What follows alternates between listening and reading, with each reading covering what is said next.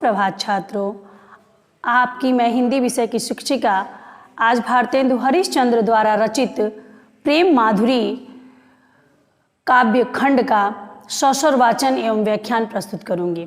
बच्चों, मैं इस रचना को पढ़ाने से पहले मैं कुछ भारतेंदु हरिश्चंद्र के जीवन पर प्रकाश डालना चाहूँगी।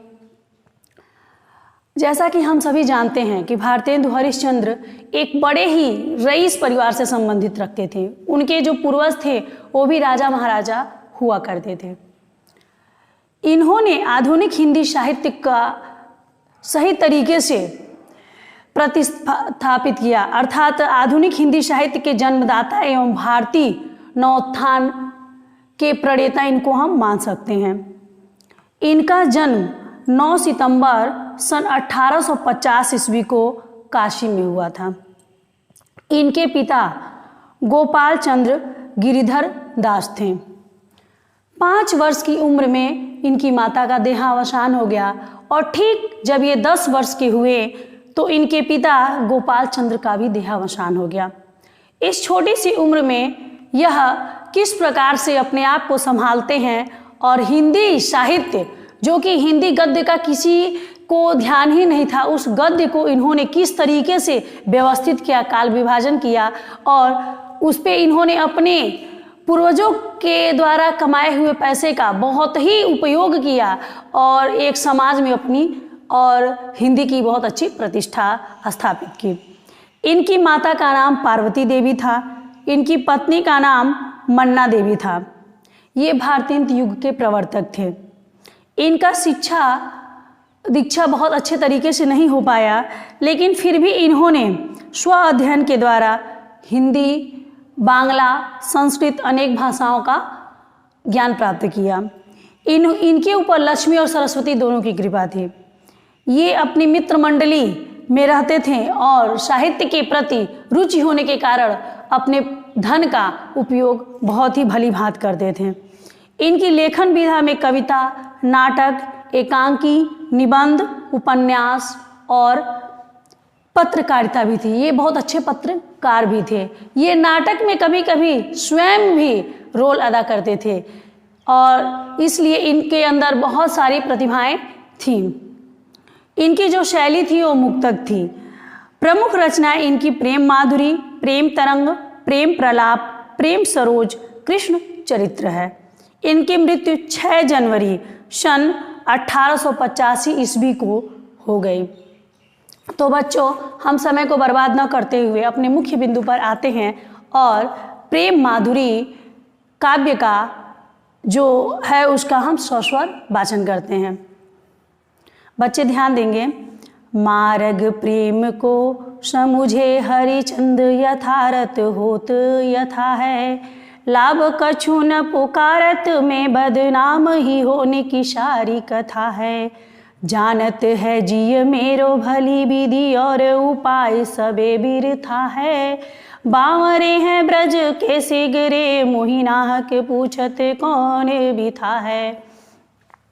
बच्चों, आपको मैं प्रसंग लिखने के बारे में और संदर्भ के बारे में भी बताती हूँ। संदर्भ कुछ इस प्रकार होगा कि प्रस्तुत काव्य खंड हमारी पाठ्यपुस्तक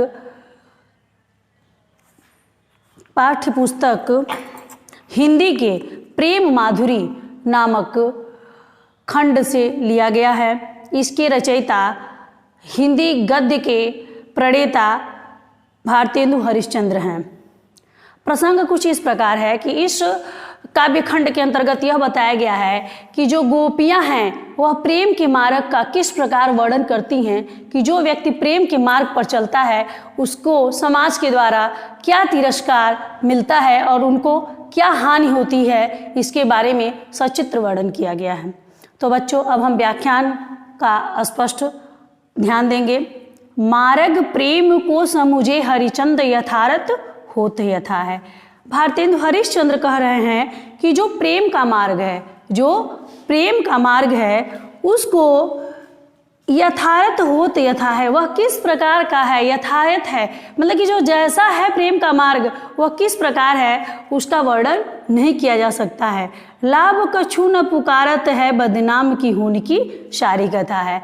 जब कोई व्यक्ति प्रेम के मार्ग पर चलता है तो उसको कुछ भी लाभ नहीं होता, उसे सिर्फ बदनामी प्राप्त होती है और होने की सारी कथा है। और यही सारी कथा ही होती है। कोई व्यक्ति प्रेम के मार्ग पर जब चलता है तो व्यक्ति उसको अनेकों प्रकार की आलोचनाएं उनकी करते हैं और उनके बारे में अनेकों प्रकार की बातें करते हैं। तो यही बात गोपी कह रही है कि मार्ग का जो प्रेम मार्ग है वह ऐसा है कि जिसका वर्णन नहीं किया जा सकता और इसमें किसी प्रकार का कोई लाभ नहीं है, हानि छोड़ करके। जानत है जीव मेरो भली, विधि और उपाय सबे बिरथा है। जानत है जीव मेरी भली, जो प्रेम कर लिया वही उसकी व्यथा को, वही उसके दुख को वही अनुभूति कर सकता है, बाकी कोई उसको अनुभूति नहीं करता है।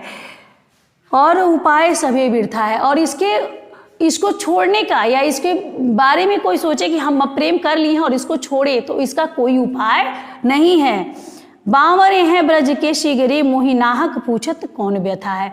और ये जो दुख है, जो प्रेम रूपी मेरा दुख है, इसके बारे में सारे जो ब्रजवासी हैं, जो सारे ब्रज के लोग हैं, वो गोपी अपनी बात कहती है कि जो सारे ब्रज के लोग हैं यह सब जानते हैं कि मेरी क्या व्यथा है, मेरी क्या कष्ट है। मेरा कष्ट यही है कि मैं श्री कृष्ण भगवान से प्रेम करती हूँ और उस प्रेम की वजह से मुझे सारी बदनामी मिल रही है और मैं परेशान हूँ। लेकिन ये बात भली भांति सभी लोग ब्रज के जानते हैं, लेकिन फिर भी बावरे का मतलब होता है पागल।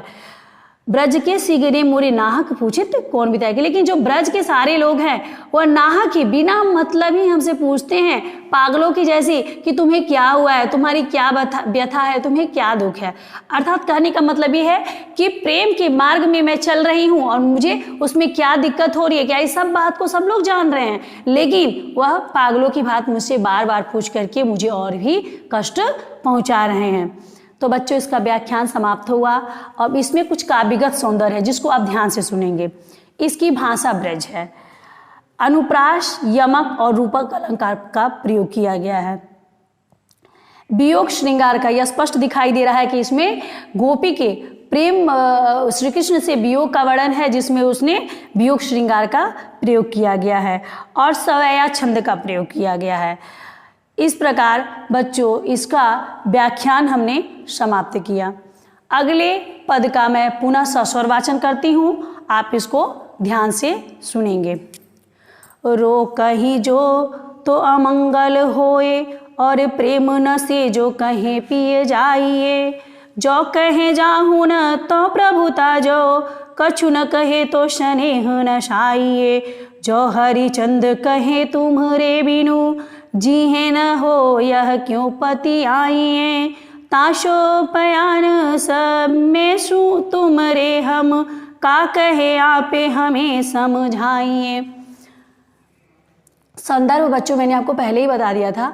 इस पद का मैं आपको प्रसंग बताती हूँ। प्रसंग कुछ इस प्रकार है कि एक पत्नी होती है जिसका पति परदेश जाता होता है, तो वह किस प्रकार अपने प्रेम को प्रदर्शित करना चाहती है और कर भी नहीं पाती है और मन ही मन किस प्रकार से परेशान होती है, इसका इसमें वर्णन किया गया है। तो बच्चों ध्यान देंगे।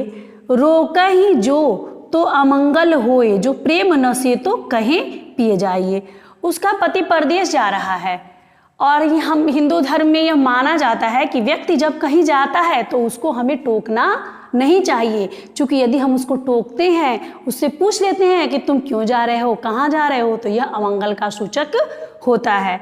तो रोका ही जो अमंगल होए, जो प्रेम न से जो कहें पिए जाइए। और यदि मैं अपने पति को रोक रही हूँ तो अमंगल हो रहा है, और यदि मैं नहीं रोक रही हूँ तो मेरे मन में उनके प्रति जो प्रेम है वह परेशान हो रहा है और मेरा जो प्रेम है वह नष्ट रहा है, मेरे प्रेम का नष्ट हो रहा है, मेरा प्रेम जो है वह समाप्त हो रहा है यदि मैं अपने पति को जाते हुए रोक नहीं रही हूँ। तो जो कहे जाहूँ तो प्रभुता, जो कछु न कहे तो स्नेह न शाइए।